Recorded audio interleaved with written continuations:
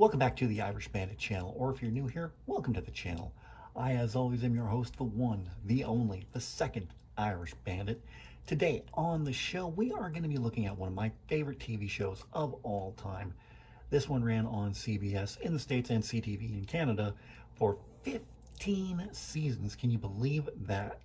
Ran for a great number of episodes. We're talking about Criminal Minds, just a fantastic show. In my opinion, I think it was a fantastic show. It wrapped up in 2020 after 15 amazing seasons. And I'm going to go season by season, looking at my 5 favorite episodes from all 15 seasons. Now, I'm watching Criminal Minds on Disney Plus here in Canada. It's part of their Stars package. The only thing with it is that, sorry if you hear that, the only thing with that is that it only goes up to season 12. So I'm going to find other ways to watch seasons 13, 14, and 15, but I'm sure that can be done. Now, I was originally going to do a top 10 favorite episodes of Criminal Minds altogether, but then I looked at my list, and then I realized there's nothing past season 6. Because quite honestly, I don't remember much about any other season past season 6. I know comings and goings. I know Paget Brewster left and came back. I know JJ's character, AJ Cook, she came and left again and came back. And Shamar Moore left after 11 seasons. And then Thomas Gibson was fired after season 12. They had others come on, like Gene Triplehorn for a couple seasons.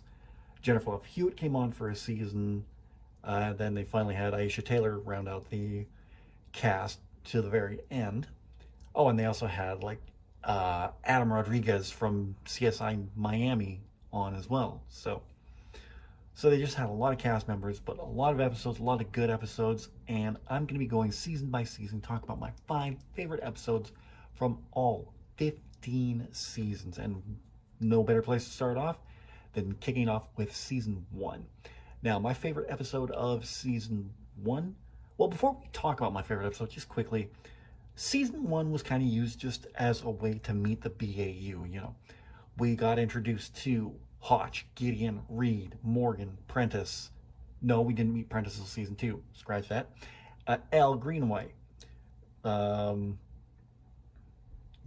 and Garcia, the tech analyst. She was a special agent, but she wasn't an behavioral analyst like the others. Well, JJ wasn't either. She was a media liaison, but the core group was there from the beginning. So in the first season, we just got to know the team. They didn't have any major story arcs going on at that point. That didn't happen until the end of season 1, which we will talk about in a little bit. But that's basically all the first season is of a show. It's just getting to know the characters before we go into the story. So you can see that with any long-running TV show. So we got to know the group, and we got to know what they're all about. And I think this season was a great building season overall. So now let's talk about it. My 5 favorite Criminal Minds episode, and no better place to kick it off with my 5th favorite episode than the pilot episode entitled Extreme Aggressor.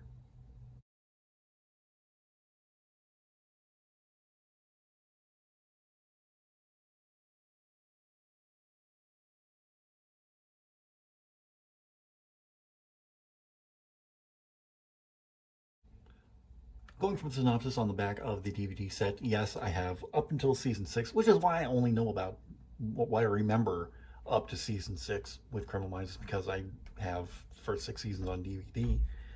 But going from the synopsis on the back of the first 2 discs, after 4th woman is kidnapped in Seattle, the FBI's Behavioral Analysis Unit, or BAU, is brought in to profile a serial killer before he murders his latest victim.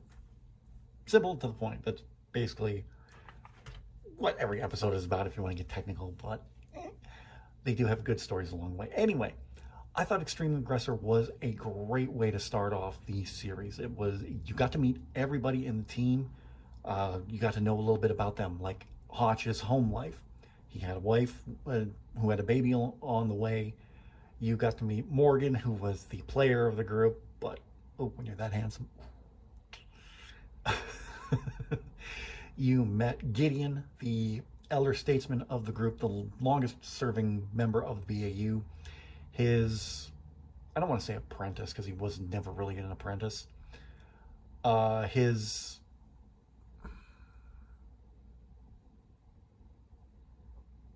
student, I guess, in a way, Dr. Spencer Reed. L, you didn't meet JJ until the following episode, but the second episode isn't on my top 5. Good episode, but not in my top 5. So you didn't meet her until the second episode, and Garcia only got like a little smidgen, but that's all you need sometimes. Like, look at Urkel from Family Matters. You only got a little bit of him in one episode, he became the star of the show. But the same way with Garcia. You only got a little bit of her, but her role expanded over time to when season 2, she actually got a starring role on the show because she was only popped up as a guest star. But the popularity for her went through the roof, and you don't need to be a behavioral science analysis to figure why that was. But anyway, back to the episode. I thought this was a great opening episode for Criminal Minds. You got to know everybody, what they were about, their particular skill sets of what they knew. Unless you're Reed, who knows everything. You got to know the quirks and the foibles of all the major players of the group. And it ended on a really nice cliffhanger that got resolved in the following episode.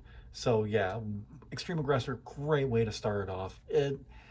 Criminal Minds can be a show that you can drop in at any point, but I highly suggest starting off with the very first episode. It was, like I said, a great way to start everything off and a great entry point for anybody looking to get into the series. Coming in at number 4 was an episode that I felt was strongly based on the Paul Bernardo, Carl Homolka's murders here in Canada. Yeah, that's what we're known for. But what an amazing story wrapped around it as well. They took that and just kind of made it their own with a brand new story that was really heartfelt. You really got to see the emotion in Gideon during that episode. Coming in at number 4, Riding the Lightning.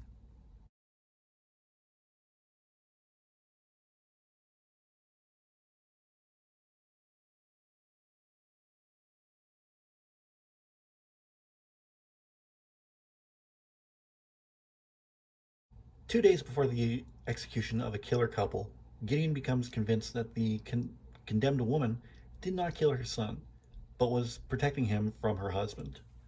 Yeah, that's best way to describe it, because you have this serial killer couple who are both on death row awaiting midnight when they will be executed. And just a wonderful performance from the late Michael Massey, I think his name was. He played Fun Boy in The Crow and was in quite a few other movies along the way too.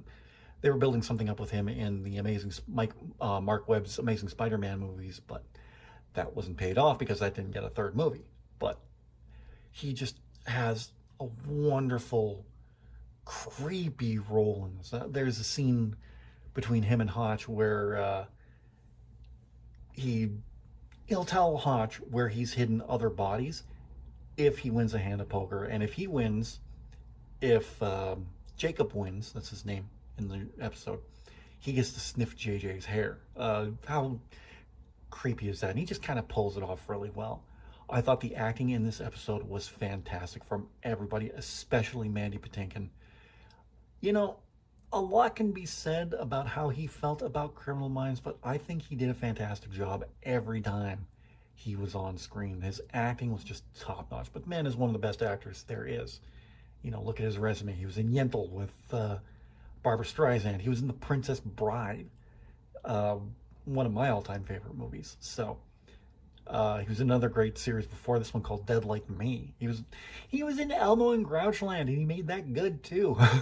There's nothing this man can't do. He can sing, for crying out loud. Funny story. I'll get to it when I talk about season 2 in a month or so. About an episode. It's actually in my top 5 favorite season 2 episodes, so we'll talk about it then. But yeah, Mandy Patinkin just gives a wonderful performance Everyone does so great. You can see the stern side of Hodge and just pulls it off so well. This is another great must-watch episode. Another fantastic episode coming in at number 3 deals with someone called the Tommy Killer and kind of playing off the Tommy rock opera. Just a wonderful episode. Great episode. One of the best unsubs that they've had in the show. Coming in at number 3, Plain Sight.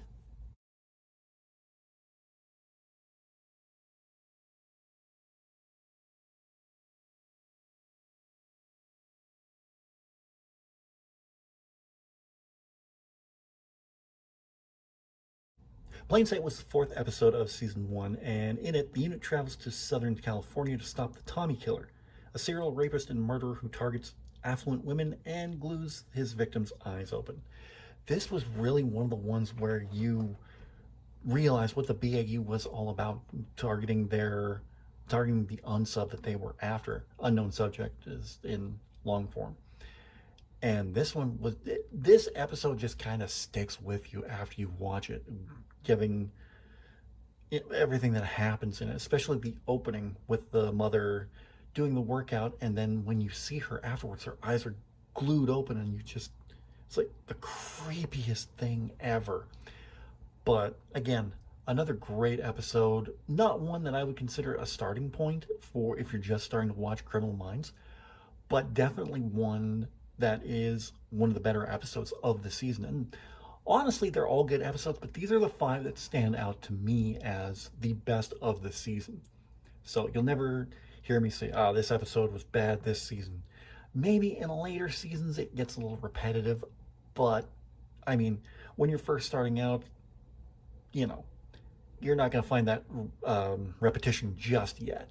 But I digress. So yeah, Plain Sight is just a great episode with just an edge of your seat quality to it that I really enjoy, especially when you find out his reasonings for doing what he is doing. It's just creepy, just well done, well acted by everyone, and just a mesmerizing, fascinating story. Speaking of mesmerizing, fascinating stories, that has to lead us to our next episode that comes in at number 2. This one just had a creep factor to it, element of it, small element, I will say, that just kind of touched a nerve with me first time I watched it, and a great supporting actor role for Abraham Benrubi. If you've never seen him before, he's this giant of a man. He was on ER. He had a couple guest starring roles in Once Upon a Time. But in this episode, he's just, and he's only in for the briefest amount of time. Coming in at number 2, The Fox.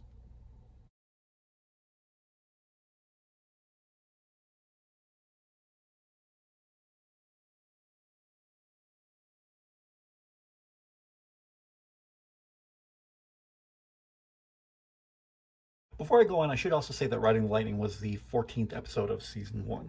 Now, The Fox was the 7th episode of season 1. Let me just check. 4, 5. Yep. 7th episode of season 1. The search is on for a cunning mass murderer who takes families hostage just before they leave for vacation and poses as the head of the household just before killing them. This episode was just wow, from very beginning to very end. It's funny because when I saw this episode for the first time, the way the family was depicted in the opening scene, watching it with my ex-girlfriend at the time, I told her, I kind of nudged her and said, that's how I'd be as a dad. And that's exactly how I'd be, playing around with the kids and doing all that, and I wouldn't end up dead, but I mean, work of fiction. Anyway, the acting in this episode is some of the best that I have seen. Like I said, Abraham Benrubi guest stars in this in a very minor role. He's played as more of a simple person. I don't want to get too with the derogatory terms, but he's really played as simple. He's the brother of the latest murder victim, female, the wife. Apparently, as part of the story, The husband doesn't care for him much, but family takes care of family, and she was helping out any way he could, any way she could. He initially felt that he the brother initially felt that the husband murdered the wife, but that wasn't what happened. And then when that realization dawns on him, he's like, and then he starts, how some people will like punch themselves in the head. I've done that myself in the past. When I saw that first time I watched it, I'm like, oh no, don't do that, don't do that. And I'm on the verge of tears. My ex-girlfriend is trying to talk me down at this point. But some amazing acting from Abraham in that episode, and just I think this episode also had Tony Todd in it as well. Wonderful actor. He played a suspect, and oh wow, he has this scene where he's trying to intimidate Reed, and it shouldn't be too bad. He's a massive black man, and Reed is a skinny white boy. So yeah, you could see how Reed would be intimidated by this gigantic man. But it had a wonderful reveal for the unsub, and he would actually return in a later season, but we'll get to that when we get to that season. But yeah, The Fox is just another edge of your seat episode that'll just leave you going, oh, at the end of it. Just awesome episode. So before I get into my number one favorite episode of season 1, I like to highlight a few more episodes along the way. Not officially an honorable mention, but just some great episodes you should definitely check out, like LDSK, Natural Born Killer, Derailed, The Popular Kids, Blood Hungry, Poison, Unfinished Business. That guest stars Jeff Peterson. He was in a bunch of episodes of Dexter. So yeah, those are some definite episodes that you should check out if you want to get into Criminal Minds. Those are ones to definitely check out. But my favorite episode of season 1 is actually the season finale and leads into season 2 with just a amazing 2-part episode. Coming in at number 1 as my favorite episode of season 1, The Fisher King, Part 1.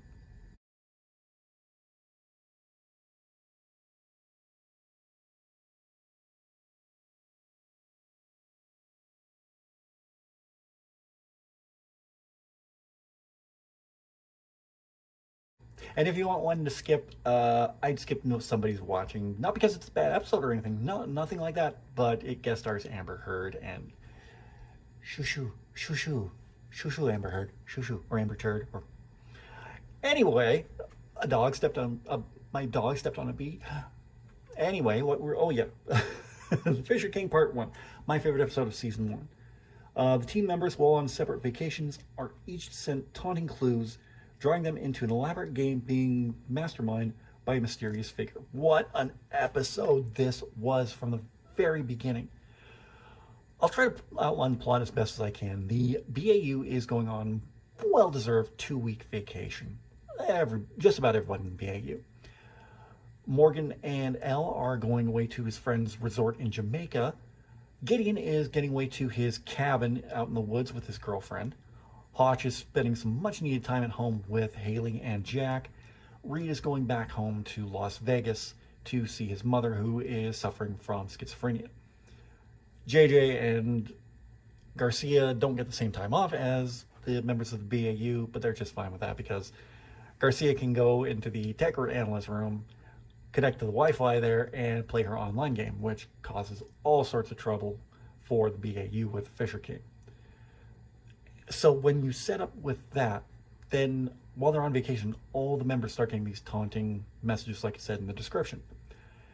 And it really hits you when Elle is found with somebody's head. No, with blood in her room from somebody else who's in the resort, because Gideon got the head at his cabin.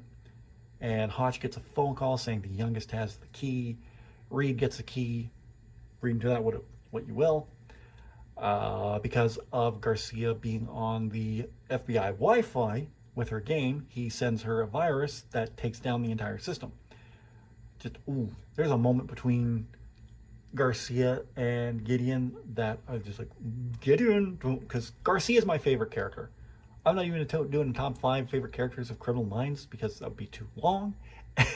And Garcia just wins hands down as my favorite character. Something about her that I really love. But there's this moment whenever anyone starts really getting into Garcia's face, like, you back the hell down. You leave her alone. And it's the only show I know where if Garcia's crying, I'm crying. I can't say that with a whole bunch of different episodes, but it's happened with me more than once watching this show. But again, the acting is so amazing, and it leaves you on such a nail-biting cliffhanger that you have to tune in for the second season.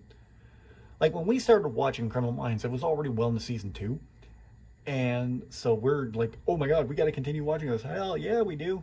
So, and I continued watching for 15 years, even after that relationship ended. So, shows you how much of a grasp this show had on me. So yeah, Fisher King Part 1 was a great way to end off season 1 of Criminal Minds, and it just led into season 2. Now, where will Fisher King Part 2 end up on my top 5 list for season 2? Well, you're just going to find out in a couple weeks when I do that episode. It is on there. I'm not going to tell you where, but you'll find out very, very soon. But what did you think of season 1 of Criminal Minds, and what has been your favorite episode of that season? Let me know in the comments section down below. I'd really love to hear. While you're down there, don't forget to give this video a big thumbs up. I'd really appreciate that. In the description, you're going to see a link to all of my social media: Facebook, Twitter, Instagram, Snapchat, TikTok, Reddit, my Redbubble store. You can pick up all your Irish Bandit merchandise. I added new merchandise to the shop. Not just new merchandise, but, well, yeah, new merchandise, new logos, a new logo, I guess you could say. I did that whole my profile picture thing on Facebook, and I love the picture that came out. I'm putting it up everywhere as the official brand of the Irish Bandit channel. So, so I decided to use that for merchandising. So for that, you can only really get pins and phone cases right now. But with the IBR merchandise, you can still pick up t-shirts, hats, whatever, coffee mugs, travel mugs, whatever you like for the IBR logo. So be on the lookout for that. The link's in the description down below. Don't forget that pre-orders are going to start very, very soon for Shade Falling. I'm going to have a video detailing all that in a couple weeks, so be on the lookout for that. If you're new to the channel, don't forget to subscribe, and if you're already subscribed, tap the bell and you'll be notified whenever I go live with a brand new video. I will be back Thursday with another DDLC mod review talking about Pink Eyes and why you should not play Pink Eyes under any circumstance. I felt that strongly about this mod. I'll get more into that on Thursday, but yeah, you shouldn't play that mod. But anyway, thank you for joining me for this episode, and I'll talk to you again very, very soon.